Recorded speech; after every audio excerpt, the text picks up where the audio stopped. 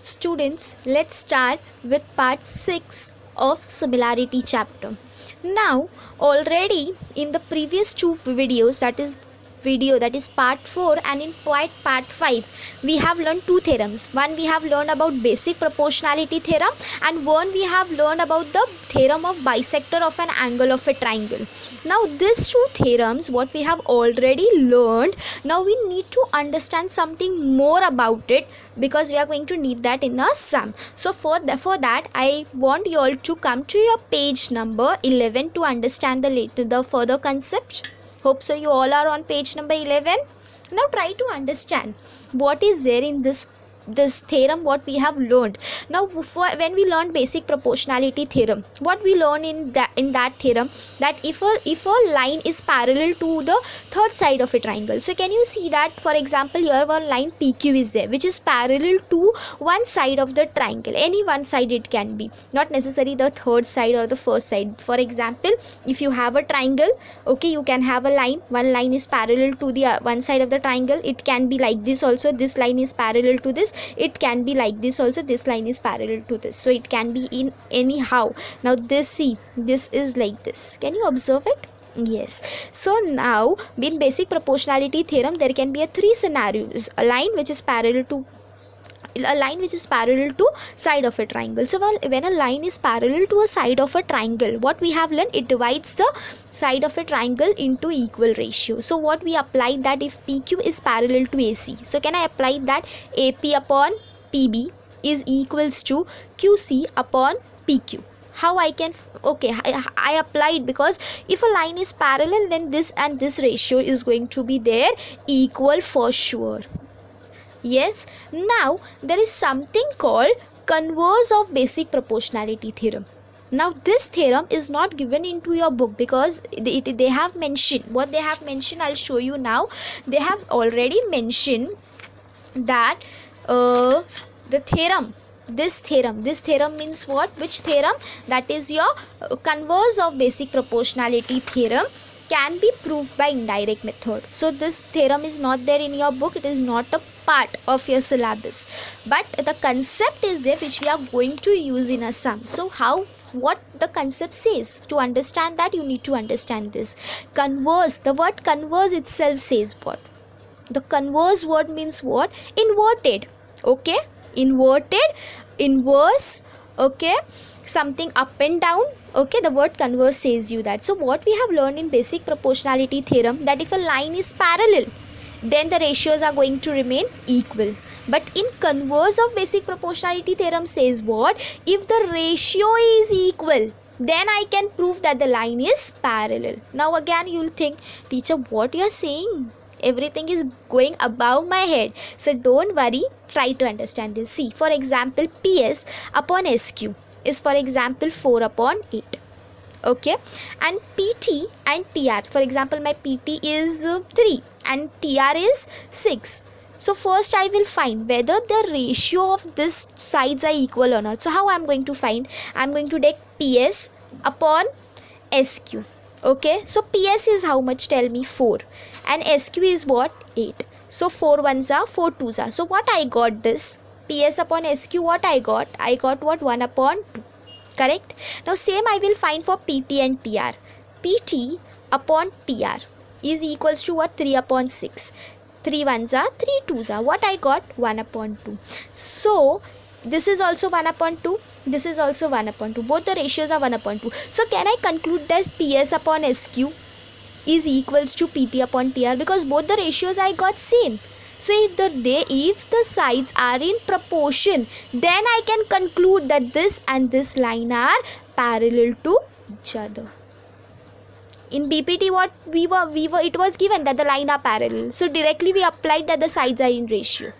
But in converse, first we need to prove this. First we are going to see that whether the sides are in proportion. If the sides are in proportion, if the sides are equal, then only I can conclude that the lines are parallel. This is what the converse of basic proportionality says. Clear? Now you have learned, this was the part 4 of the video where we learned basic proportionality theorem, and the basic proportionality theorem, this is your converse of basic proportionality theorem. Now part 5, you have learned about angle bisector. Okay, bisector of an angle, that is angle bisector. What angle bisector says, that if a bisector, for example your BD is a bisector which divides this two angle into two equal halves, then I can say this bisector divides one side into two equal halves, and it is going to equal to the remaining ratio. So what I can say, that what bisector teach you, that AD upon BC is equals to AB upon BC. In bisector we got this in the previous theorem, AB upon BC is going to be equals to AD upon BC. But there is something called fourth, here it is not mentioned here, but we are going to study converse of angle bisector theorem. And what is this converse of angle bisector theorem? What it says you? It says you that if the ratios are in proportion, like for example, if AD upon BC is equals to AB upon BC, then only BD is a bisector of angle ABC. Here what it was written, that this is a bisector, that's why they are equal, the proportions are equal.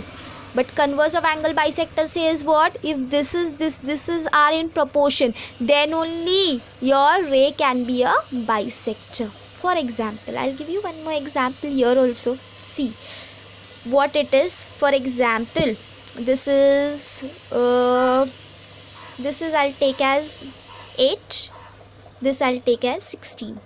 Correct? For example, this is 8, this is 16. Okay, and this I'm taking as, what I should take? Any number suggest? Really, I miss you students, because you all help lot in our class. We have a good discussion among each other, so it doesn't strike too fast. But 8 and 16 for example I took here, and here I'm taking, which number I should take?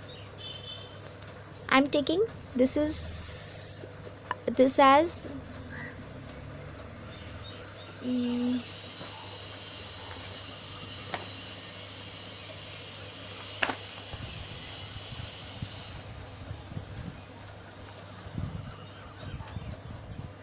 sorry.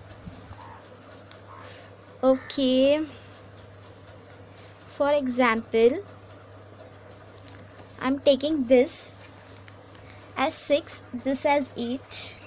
Okay, I'm taking this as 6, this as 8, and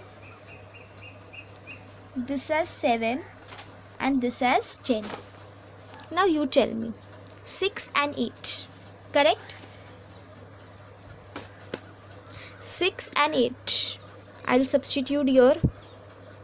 Cancellation is possible. AD upon DC, 2 3s are 2 4s are, what I got? 3 upon 4, correct? For example, here I'm taking AD upon BC, that is 7 upon 10, so it can be what? 0.7. So this and this, are they matching? The ratios are equal? No. So if the ratios are not equal, then it can be a bisector? No. So what this converse says you, that converse is nothing. Converse is just inverted of the main basic theorem. How in BPT, if line is parallel, then the ratio sides are in proportion. But in converse, if sides are in proportion, then the line is parallel. Same in angle bisector. If your ray is a bisector, then the sides are in proportion, and in converse, if the sides are in proportion, then only the ray can be a bisector. Keep this in mind, and the sums are going to be very easier for you all.